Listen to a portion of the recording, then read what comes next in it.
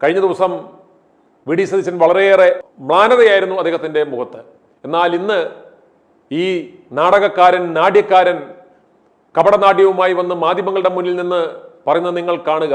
കാരണം ഈ 2-3 ദിവസം വി ഡി സതീശനെ നമുക്ക് കണ്ടാലറിയാം, അദ്ദേഹം മാധ്യമങ്ങളോട് പൊട്ടിത്തെറിക്കുന്നു.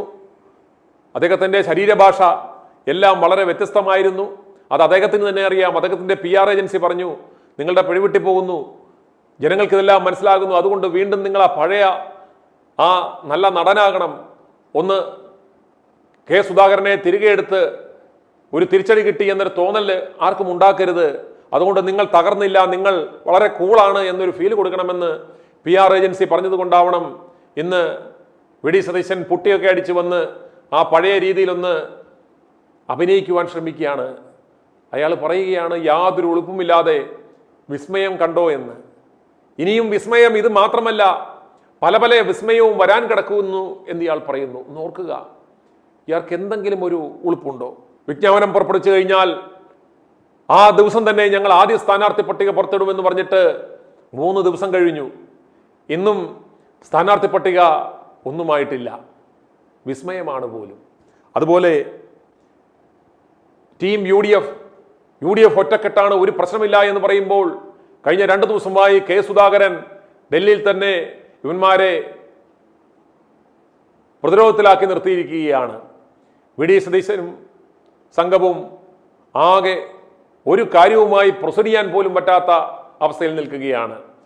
എന്തു വില കൊടുത്തും കെ സുധാകരനും അടൂർ പ്രകാശും മത്സരിക്കുമെന്ന ആ ഒരു നിലപാടിൽ പോകുമ്പോൾ ഇയാൾ പറയുകയാണ്, ഇനിയും വിസ്മയം നിങ്ങൾ കാണാൻ പോവുകയാണ് എന്ന്. അതുപോലെ തന്നെ PK ശശി സ്വതന്ത്രനായി ഒറ്റപ്പാലത്ത് മത്സരിക്കാൻ പോകുന്നു. അവിടെ സ്ഥാനാർത്ഥിയെ നിർത്താതെ ഈ പെണ്ണുപിടിയനായ പെണ്ണുകേസിലെ പ്രതിയായ PK ശശിക്ക് വേണ്ടുന്ന സകല പിന്തുണയും കൊടുത്തിട്ടും പറയുകയാണ്, ഇതാണ് ഞങ്ങളുടെ മറ്റൊരു വിസ്മയം എന്ന്. അതുപോലെ 79 വയസ്സ് കഴിഞ്ഞാറായ സത്തെടുത്ത കൊത്തായ ഇടതുപക്ഷ പ്രസ്ഥാനത്തിൻ്റെ കൂടെ ഇത്രയും കാലം നടന്ന് സകല സൗഭാഗ്യങ്ങളും ആസ്വദിച്ച് മന്ത്രി വരെയായി അവസാനം തനിക്ക് സാധ്യതയില്ല എന്ന് മനസ്സിലാക്കിയ ആ ജി സുധാകരനെ ഇപ്പോൾ ഇവർ താങ്ങിക്കൊണ്ട് നടക്കുകയാണ്. അതിലും 3 വയസ്സ് കുറവായ കെ സുധാകരനെ അനാരോഗ്യത്തിന്റെ പേരിൽ മത്സരിക്കാൻ പാടില്ല എന്ന് പറയുമ്പോഴാണ് ഈ 80 വയസ്സുകാരായ ജി സുധാകരനെ ചുമക്കാൻ പോയി നിൽക്കുന്നത് എന്ന് നമ്മൾ മനസ്സിലാക്കണം. ഇത് മറ്റൊരു വിസ്മയം. അതുപോലെ കൊച്ചിയിൽ ഈ വി ഡി സതീശന്റെ തട്ടകത്തിൽ, ഇയാളുടെ സ്വന്തം തട്ടകത്തിൽ ടീം UDF എന്ന് പറഞ്ഞു നിൽക്കുമ്പോഴും ഇയാളുടെ ഇടതും വടതും നിന്ന ദീപ്തി മേരി വർഗീസും മുഹമ്മദ് ഷിയാസും ആ കൊച്ചി സീറ്റിന് വേണ്ടി കടിപിടി കൂട്ടുകയാണ്. ദീപ്തി മേരി വർഗീസ് ഈ വി ഡി സതീശന്റെ നിർദ്ദേശപ്രകാരം അച്ചടിച്ച ആ പോസ്റ്റർ, കൊച്ചി സർവവും ദീപ്തിമയം എന്ന് പറഞ്ഞ ക്യാപ്ഷനോടുകൂടി ആ പോസ്റ്റർ അടിച്ച് കൂട്ടുന്നത് നമ്മൾ കണ്ടതാണ്. അപ്രകാരത്തിലുള്ള തമ്മിലടി കൊച്ചിയിൽ നടക്കുന്നു. ഇത് മറ്റൊരു വിസ്മയം. അതുപോലെ തന്നെ കുട്ടനാട്ടിലും അടിയാണ്. DCC വൈസ് പ്രസിഡന്റായ സജി ജോസഫ് പാർട്ടി വിട്ടു കുട്ടനാട്ടിൽ സ്വതന്ത്ര സ്ഥാനാർത്ഥിയായി മത്സരിക്കുകയാണ്. അദ്ദേഹം നെഞ്ചത്തടിച്ച് കരയുകയാണ്. പ്രിയമുള്ളവരെ, നിങ്ങൾ ഇനി കാണാൻ പോകുന്നത് ഇതെല്ലാം സംഭവിച്ചിട്ട് മൊത്തത്തിൽ കുളമായി സകലതും തകർന്നു കിടക്കുന്ന അവസ്ഥയിലും യാതൊരു കോർഡിനേഷനും ഇല്ലാതെ കിടക്കുന്ന അവസരത്തിലും യാതൊരു ഉളുപ്പുമില്ലാതെ വന്നെന്ന് നിങ്ങൾ ഇനിയും വിസ്മയം കാണും. വിസ്മയം കാണണോ എന്ന് ഉളുപ്പില്ലാതെ ചോദിക്കുന്ന ഇവനെ എന്ത് പേരിട്ട് വിളിക്കണം? ഈ കേക്കച്ചനെ, ഈ പറവൂരിലെ പഴയ മണി ചെയ്തിട്ടിപ്പുകാരനെ എന്ത് പേരിട്ട് വിളിക്കണം? ഇവന്റെ നുണേശൻ കഥകൾ എന്ന് പറഞ്ഞ് ഓരോ ദിവസവും ഇറങ്ങുന്ന എപ്പിസോഡുകൾ കണ്ട് ചിരിക്കുന്ന ആളുകൾക്ക് ചിരിക്കുവാൻ ഒരു അവസരം കൂടി ഇതാ ഇന്ന് വി ഡി സതീശൻ മാധ്യമങ്ങളുടെ മുന്നിൽ നടത്തിയ ആ വാചക കസർത്ത് കാണുക. പിന്നെ എല്ലാ സീറ്റും കൂടി അങ്ങനെ കൊടുക്കാൻ പറ്റുമോ? അല്ല, ഇന്ന് ഞാൻ അങ്ങനെയുള്ള വാക്കുകളൊന്നും നമ്മൾ ഉപയോഗിക്കില്ല. നമ്മളങ്ങനെ കെണി വെച്ച ആളെ പിടിക്കുന്ന പാർട്ടിയൊന്നും അല്ലല്ലോ. നിങ്ങൾ ഈ വിസ്മയം എന്നൊക്കെ പറയുമ്പോൾ ഉള്ളിലെങ്കിലും ചിരിച്ചിട്ടില്ലേ എന്ത് വിസ്മയം എന്ന്? ഇപ്പോൾ മനസ്സിലായില്ലേ? ഇപ്പോൾ അരടസം വിസ്മയം നടന്നില്ലേ കേരളത്തിൽ? ഇനി വേണോ? ഇനി വേണോ? എപ്പോ വേണം? എപ്പോ വേണം? എപ്പോ വേണം? ഒന്നുമില്ല, അതൊക്കെ നിങ്ങൾ വീണ്ടും അത് തന്നെ പറഞ്ഞുകൊണ്ടിരിക്കുക. നിങ്ങൾ അത് തന്നെ പറഞ്ഞു. കാരണം നിങ്ങളുടെ അജണ്ട അതാണ്. നിങ്ങളുടെ അജണ്ട ഇവിടെ ഒരു പ്രശ്നമില്ല UDF. അപ്പൊ അതിന് വാർത്ത ഉണ്ടാക്കാൻ പറ്റില്ല. പിന്നെ കോൺഗ്രസിൽ ഒരു വിഷയമില്ല. ഇനി ആര് പോസ്റ്റർ അടിക്കുന്ന പ്രസിൽ പോയിട്ട് ഓരോരുത്തർ അത് നോക്കിയിട്ട് വാർത്ത കൊടുക്കും. നിങ്ങളിതൊന്നും കൊണ്ട് ഞാൻ പറയട്ടെ, നിങ്ങൾ ചരിത്രം പരിശോധിക്കും. അല്ല, ചരിത്രം അറിയാലോ, UDF-ലൊക്കെ ഒരു അലോസരമില്ലാതെ, ഒരു തർക്കമില്ലാതെ എത്ര ഭംഗിയായിട്ട് നിങ്ങൾ ആരും അറിഞ്ഞു പോലും ഇല്ല സീറ്റ് വിഭജനം. അല്ലല്ലേ, അതൊക്കെ ഞങ്ങൾ ഇന്ന് ഫൈനൽ പറയാം. ഞാനത് പറഞ്ഞില്ലല്ലോ. നിങ്ങൾ ഞാനിപ്പോൾ PK കുഞ്ഞാലിയുടെ സാഹിബിനെയും സാദിഖ് അലി തങ്ങളെ വിളിച്ചിട്ട് ഞാൻ അഭിനന്ദിക്കുകയാണ് ചെയ്തത്. എന്തൊരു സീറ്റുകളാണ് അവർ പ്രഖ്യാപിച്ചിരിക്കുന്ന സീറ്റുകൾ. അതിൽ എന്തെല്ലാം വാർത്തകൾ നേരത്തെ വന്നു, എന്തെല്ലാം കാര്യങ്ങളൊക്കെ നേരത്തെ വന്നു. എത്ര മനോഹരമായിട്ടാണ് അവർ ആ സീറ്റ് അവരുടെ പ്രഖ്യാപിച്ചിരിക്കുന്നത്. സാധാരണ നമ്മൾ സീറ്റ് പ്രഖ്യാപിച്ചാൽ ആരൊക്കെ ജയിക്കുമെന്നാണ് നമ്മൾ നോക്കുന്നത്. ഇത് ആരെങ്കിലും തോക്കാൻ സാധ്യതയുണ്ടെന്നാണ് ആ ലിസ്റ്റിൽ നോക്കേണ്ടത്. അതുപോലത്തെ ലിസ്റ്റാണ്. നിങ്ങളെ ലിസ്റ്റ് നോക്ക്. അതൊക്കെ അപ്രീഷിയേറ്റ് ചെയ്യണ്ടല്ലോ. സീറ്റ് കിട്ടാത്ത ആരെങ്കിലും എന്തെങ്കിലും ബഹളം ഉണ്ടാക്കിയോ, അങ്ങനെയല്ലല്ലോ. അതൊന്നുമല്ല. അതിലൊന്നും അല്ല. അത് ഉണ്ടെങ്കിൽ പറയാം. ഞാൻ ഇപ്പോൾ ഇല്ലല്ലോ, ഉണ്ടെങ്കിൽ പറയാം, തീർച്ചയായിട്ടും പറയാം. അധ്യക്ഷൻ ഇപ്രാവശ്യം അതൊക്കെ പാർട്ടി സീറ്റുകളെല്ലാവരും പരിഗണിക്കല്ലേ എല്ലാവരും. അപ്പം ഞാൻ മുൻകൂട്ടി പറയണത് ശരിയാണ്. ഇതാണ് സാധനം. ഇപ്പം പറഞ്ഞുകൊണ്ടിരിക്കണതല്ല അത് നിങ്ങൾക്ക് എന്തെങ്കിലും വാർത്തയുണ്ട്. ഞങ്ങളെല്ലാ നേതാക്കന്മാരും കൂടി രാഹുൽ ഗാന്ധിയെ കാണാൻ പോയി. ഞങ്ങൾ കോൺഗ്രസ് പ്രസിഡന്റിനെ കാണാൻ പോയി. ഡൽഹിയിൽ വന്ന് ഞങ്ങൾ പോകണ്ടേ. അപ്പോൾ കോൺഗ്രസിൽ തർക്കം മുറുകി. നേതാക്കൾ രാഹുൽ ഗാന്ധിയെ കാണാൻ പോകും. ഞങ്ങളുടെ കോൺഗ്രസ് പ്രസിഡന്റിനെയും പ്രതിപക്ഷ നേതാവിനെയും കാണാൻ പോകുന്നത് ഞങ്ങൾ ഇവിടെ വന്ന് ആദ്യം ചെയ്യേണ്ട അതാണ്.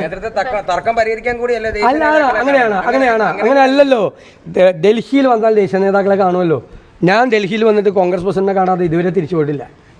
രാഹുൽ ഗാന്ധിയെ കാണാൻ ശ്രമിക്കും. അദ്ദേഹം ഇവിടെ ഉണ്ടെങ്കിൽ കാണും.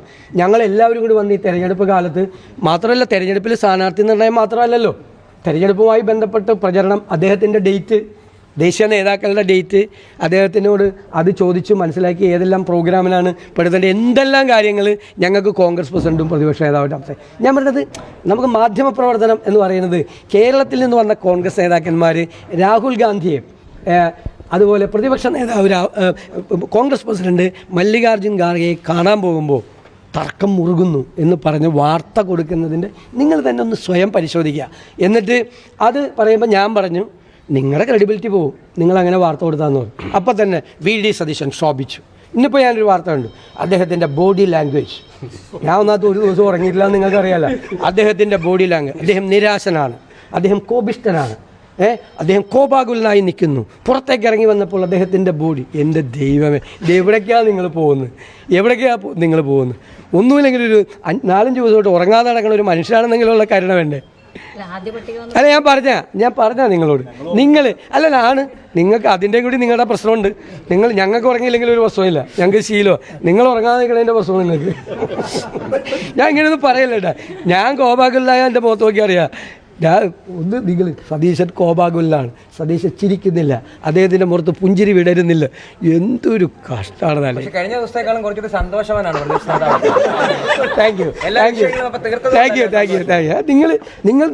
ഞാൻ എപ്പോഴും ഞാനിവിടെ പാർട്ടി ഭാരവാഹിയായിട്ടും പ്രത്യേക ക്ഷണിതാവായിട്ടും ഒക്കെ തെരഞ്ഞെടുപ്പ് കാലത്തൂടെ വന്നിട്ടുള്ള ആളാണ്. നിങ്ങൾക്കറിയാമല്ലോ ഇവിടെ എന്തായിരുന്നു ഡൽഹിയിലെ കേരള ഹൗസിൽ.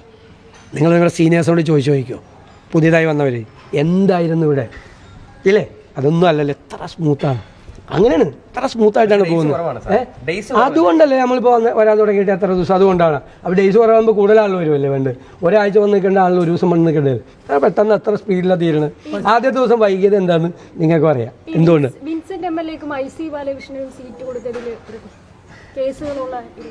വിൻസെൻ്റ് MLAക്ക് ആ കേസ് ഉണ്ടായിരുന്ന സമയത്തല്ലേ അദ്ദേഹം വീണ്ടും മത്സരിച്ച് അദ്ദേഹം വീണ്ടും ജയിച്ചത് ഇല്ലേ?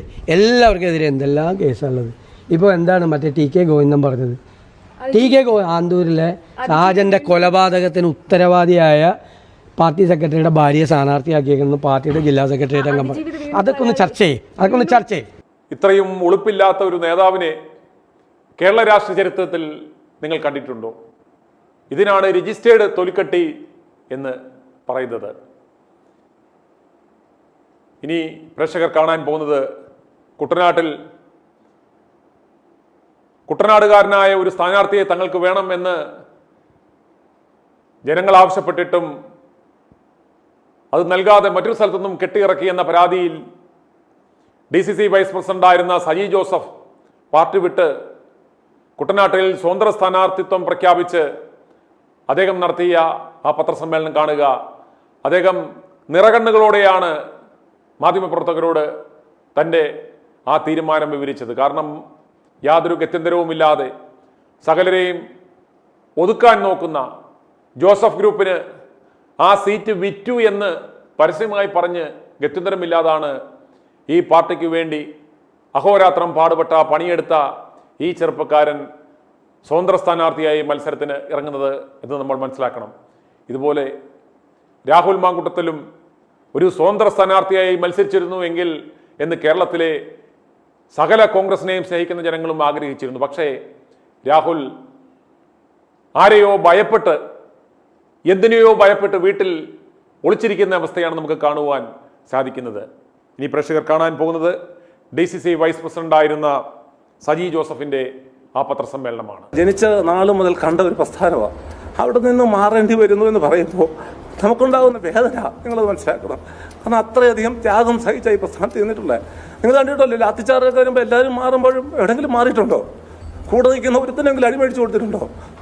നമ്മൾ മുഴുവൻ മേടിക്കുമ്പോഴും അങ്ങനെ നിന്നിട്ടുള്ള പ്രസ്ഥാനമാണ്. എനിക്ക് നേതാക്കന്മാരെയോ പ്രസ്ഥാനത്തെ കുറ്റം പറയാൻ പറ്റത്തില്ല. അത്രയധികം പ്രതിസന്ധിയിലാണ് നമ്മളിത് എടുക്കുന്നത്. നിങ്ങൾക്കറിയാമോ? കാരണം നമ്മൾ ജനിച്ച നാൾ കാണുന്നത് ഇന്ദിരാഗാന്ധിയുടെ ഫോട്ടോയും രാജീവ് ഗാന്ധിയുടെ ഫോട്ടോയും ഒക്കെ നമ്മൾ ഉറക്കമാണെന്നോ കാണുന്നത്. അത്തരം ഫോട്ടോകൾ കണ്ട ഈ പാർട്ടി പ്രവർത്തനത്തിലേക്ക് ആൾക്കാർ വരുന്നത് നിങ്ങളത് മനസ്സിലാക്കണം. അപ്പം ഞാൻ പ്രസ്ഥാനം പിടുന്നു എന്ന് കരുതി പ്രസ്ഥാനത്തെ കുറ്റം പറയാനോ നേതാക്കന്മാരെ കുറ്റം പറയാനോ ഞാൻ തയ്യാറല്ല. പക്ഷെ കുട്ടനാട്ടിലെ ജനങ്ങളുടെ ആത്മാഭിമാനം സംരക്ഷിക്കണം. കണ്ടല്ലോ, ഇങ്ങനെ നിയമസഭാ തെരഞ്ഞെടുപ്പ് പടിവാതിക്കലെത്തി നിൽക്കുമ്പോൾ ഓരോ മണ്ഡലങ്ങളിലും ഇതുപോലെ ഓരോ പൊട്ടിത്തെറികൾ ഉണ്ടായിക്കൊണ്ടിരിക്കുകയാണ്. ഇതിൻ്റെ എല്ലാം മൂലകാരണം എന്ന് പറയുന്നത് ഈ VD സതീശൻ്റെ പിടിപ്പുകേടാണ്. അതുപോലെ KPCC അധ്യക്ഷ സ്ഥാനത്ത് ഒരു നട്ടല്ലില്ലാത്ത ഒരു പാഴിനെ കൊണ്ട് വെച്ചതുകൊണ്ടാണ്. എല്ലാവരുടെയും സ്വാർത്ഥ താല്പര്യത്തിന് വേണ്ടി, അല്ലെങ്കിൽ ആർക്കെട്ടെങ്കിലും പണി കൊടുക്കുന്നതിന് വേണ്ടിയാണ് ഈ കഴിവുകെട്ട നേതാക്കന്മാരെ, ചുക്കിനും ചുണ്ണാമ്പിനും കൊള്ളാത്തവന്മാരെ സ്ഥാനാർത്ഥികളാക്കി പല സ്ഥലങ്ങളിലും കൊണ്ട് കെട്ടിയിറക്കിയിരിക്കുന്നത്. അതുകൊണ്ട് എന്തു വേണ്ടി 100 സീറ്റ് കിട്ടുമെന്ന് പറഞ്ഞ് നടക്കുന്ന ഇവന്മാർക്ക് പിണറായിയുടെ വെറുപ്പീരിൽ ആ പിണറായിയുടെ ആ ആന്റി ഇൻക്യുംബൻസി ഫാക്ടറിനെ ഇൻവെസ്റ്റ്മെന്റ് ആക്കി പ്രതീക്ഷയോടെ കാത്തു നിൽക്കുന്ന ഇവന്മാരെ കാത്തിരിക്കുന്നത് കനത്ത തിരിച്ചടിയാണ് കേരളത്തിൽ എന്ന കാര്യത്തിൽ യാതൊരു സംശയവും വേണ്ട. നമ്മൾ ആരംഭിച്ച ആ മിഷൻ 250യുടെ പ്രധാനപ്പെട്ട ഉദ്ദേശം എന്ന് പറയുന്നത് രാഹുലിന് നീതി തേടിയായിരുന്നു.